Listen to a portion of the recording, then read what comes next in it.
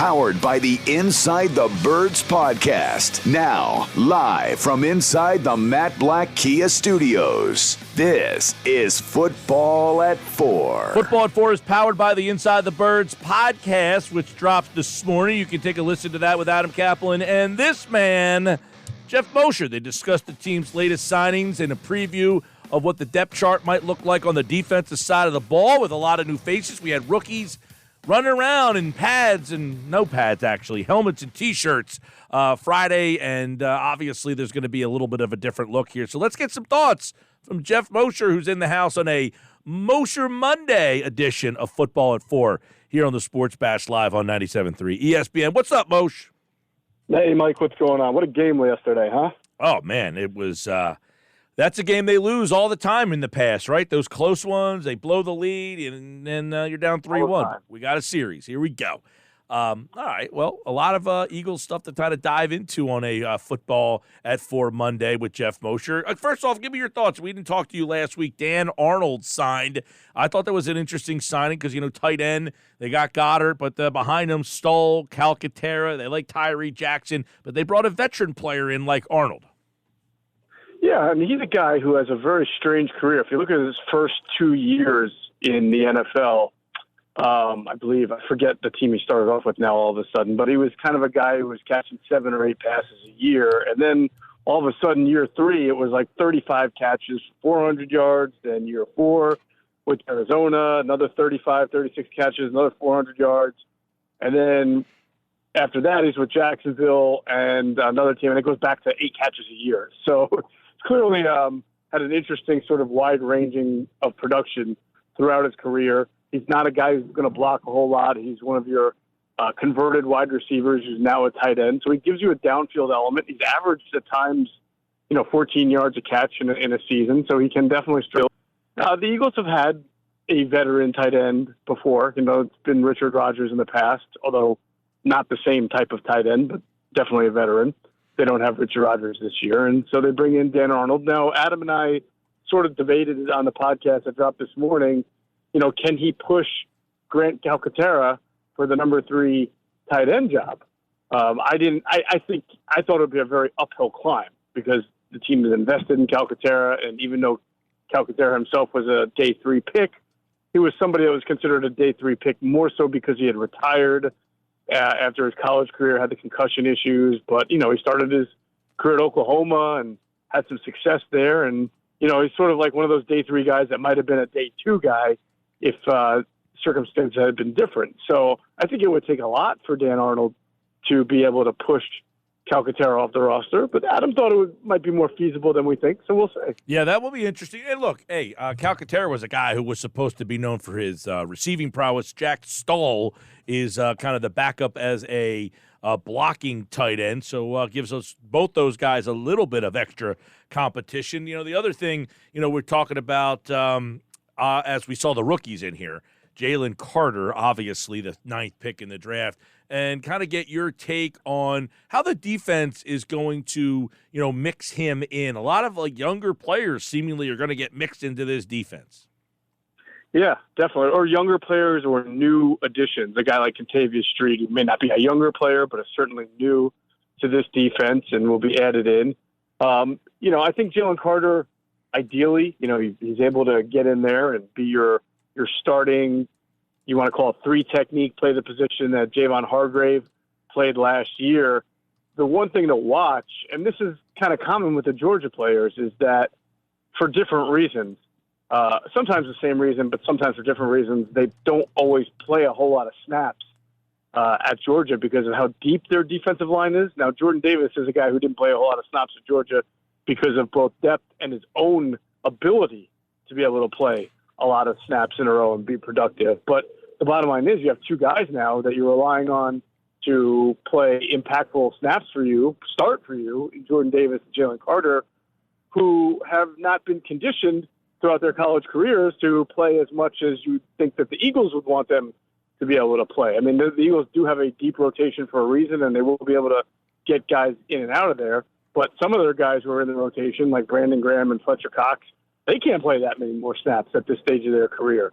So it will be interesting to see what their plans are for Jalen Carter from a snap standpoint, and if he can manage it, especially in those early games of September. And Jordan Davis, we've already talked about. That's a big question mark as far as how much these guys can play. And sort of, one of the bigger surprises so far is that the team has not really brought in a veteran nose tackle to be a backup for Jordan Davis.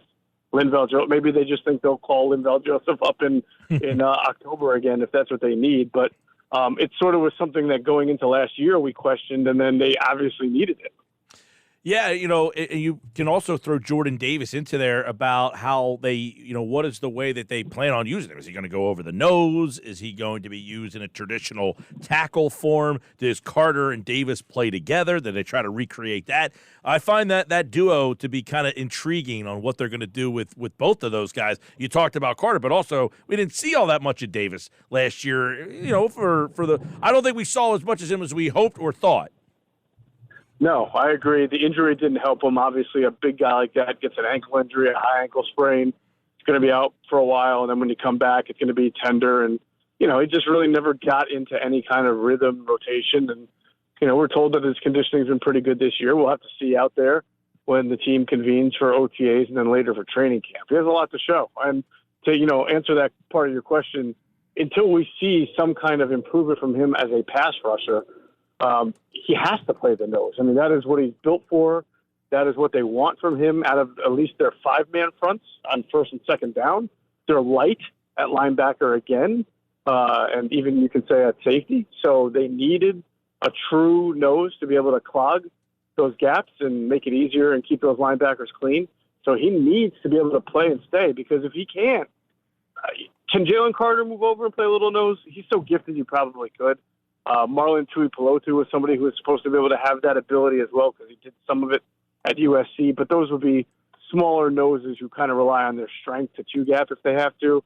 And, of course, we'll have to see what Sean Desai has in mind with his alignments. But they really need Jordan Davis to be that man who occupies the middle to keep the rest of the defense behind him clean.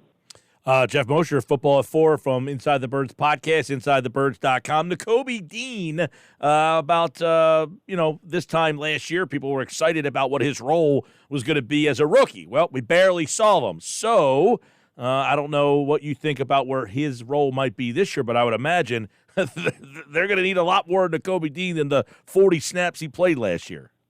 Yeah, I mean, if Nakobe Dean is not one of your two stack linebackers this year, then either the Eagles are in major, major trouble or the Eagles went out and acquired somebody or one or two other linebackers who were just immensely talented. So knowing the history of the organization, I'm going to pick A. If he's not starting, they're in major, major trouble because this is what they drafted him in the third round for, and he had the luxury of being able to redshirt his rookie year. He's got to now step into that spot, which he was probably ready to play. Again, it's just T.J. Edwards was so good. How do you take him off the field? And Kaiser White was doing what he needed to do. So now it's Nakobe Dean's turn. Got to be healthy, got to be ready, and show what made him such a great linebacker at Georgia. Yeah, I know. I think you guys talked about this on the podcast, but his ability to blitz, you wonder, Sean Desai and John Gannon, not big blitzers. Are they going to utilize him and say, hey, look, we have a guy who does have the ability to blitz? I know fans want to hear this, Geoff, so you might want to think about your audience here, but are they going to use Nakobe Dean to blitz more? I don't know. We'll see. I mean, right now, my bigger concern for the Eagles defense, because, again, they've got some pretty good pass rushers, right, in general, would not be whether or not Nakobe Dean is blitzing 3 or 4 times a game, but it's can this defense up the middle stop the run after losing Edwards, who was so good last year, and losing White and losing – some of their defensive line. Well, what's your thoughts on Dean? What's your thoughts on Dean in the run game? My thoughts on him are that he's considered a sideline-to-sideline type of playmaker, not a downhill linebacker. Now, he's very smart. He's a great student of the game. Kirby Smart called him one of the smartest linebackers he's ever coached. But intelligence and football intelligence, whatever, only gets you so far when you got a 330-pound tackle or guard trapping up the middle and getting his hands on you, right? So you got to hope that the confines of the Eagles defense is structured.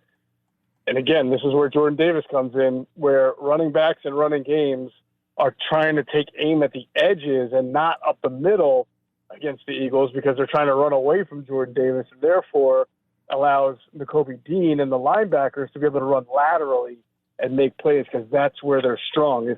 Listen, many personnel people have told me Nakobe Dean was a great college linebacker, and he's everything. He can be everything you want him to be, but what he's not is a downhill thumper. He is not Jeremiah Trotter.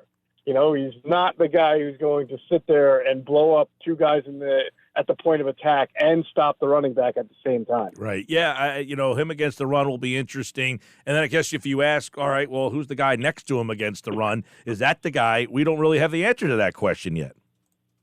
No. I mean, right now it could be Nicholas Morrow.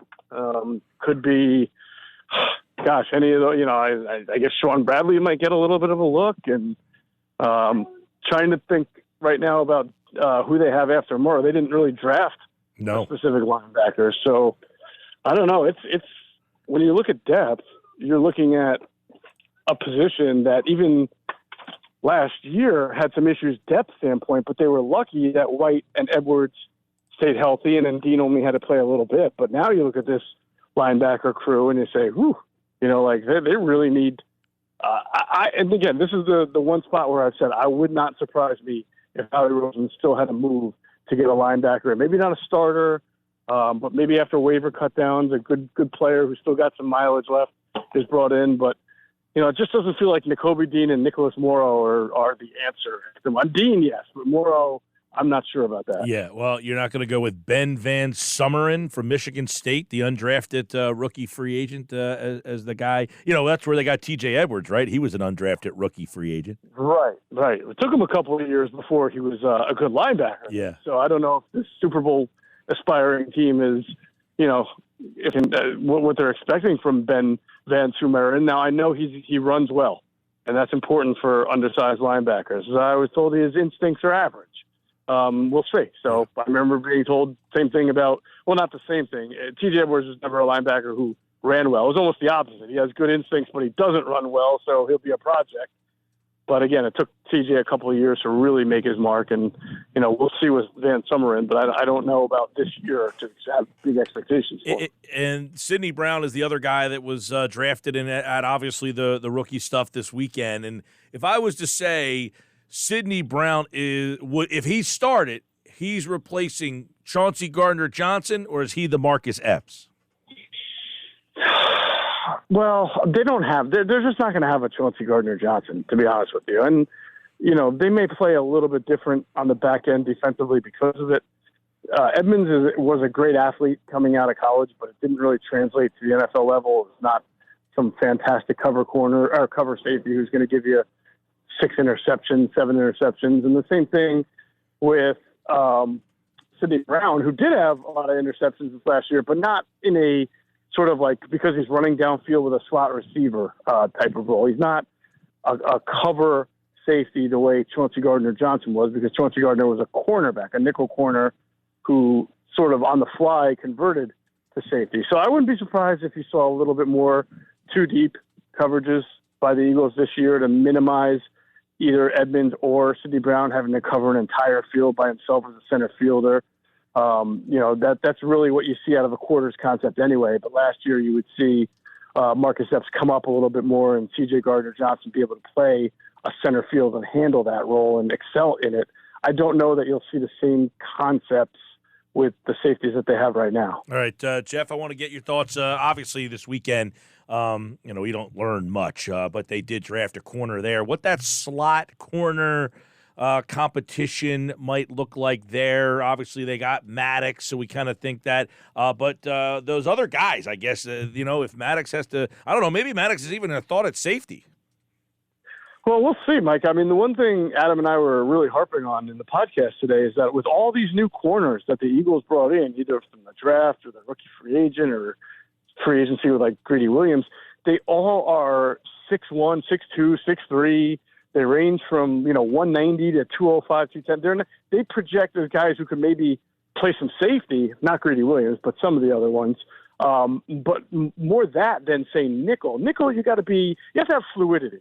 You don't have to be the fastest guy in the world because you're not, on the boundary or on the perimeter, but you've got to be able to kind of match up those interior routes, which are, fast breaking routes. You also have to be able to tackle a little bit in run defense. And right now, Avonte Maddox and Zach McPherson played a lot of slot in college, and even though he hasn't played it here at the NFL level, hasn't played much at all, that's probably a better projection for him. But almost everybody else that they brought in at corner is made to play outside against these tall physical receivers. And those tall physical corners, the one thing, even the athletic ones like Ricks or even Greedy Williams, who is supposedly a great athlete, the one thing they struggle at is sort of throttling down and sticking with those fast breaking routes on the interior. So I don't know that there is much of a competition at the slot that's new. It's still just Zach McPherson that would be the most likely guy to try to push Maddox. But this, obviously when he's healthy, it's Maddox's job. Now, any thought in your mind that they would use Maddox as kind of the Chauncey Gardner-Johnson, as safety slot, that kind of combo player? I haven't thought of it. I mean, it's possible if they're not getting what they want. I would have thinking maybe Justin Evans, because this is a guy who's been he's a tremendous athlete. He obviously has had a real issue staying healthy, missing 3 straight years at one point, but he was a pretty good athlete. And so you could probably see some big nickel looks with your 2 safeties that I mentioned before, but then you bring Justin Evans in as a third safety to give you some more interior slot coverage, like your second slot cover player next to Avonte Maddox, which, is not out of the realm. It's a role we've seen before, even going back to last year with Reed Blankenship and some others. Reed will come in and then CJ would move down a little bit when healthy. So it's possible. So you got some options there, whether it's Zach McPherson or Justin Evans or somebody else. Yeah, good stuff. Listen to the Inside the Birds podcast. Off-season editions are already rolling. Check out Adam and Jeff. The podcast is out wherever you listen to your podcasts. It dropped this morning. You can check that out on all podcasting platforms. And, of course, Football at 4, it never goes away. Every day, 4 o'clock with InsideTheBirds.com. Geoff Mosher in the house today, and he's back on Wednesday on the Sports Bash. Thank you, buddy. You got it, Mike. Take care. There goes Moshe here on a Football at 4.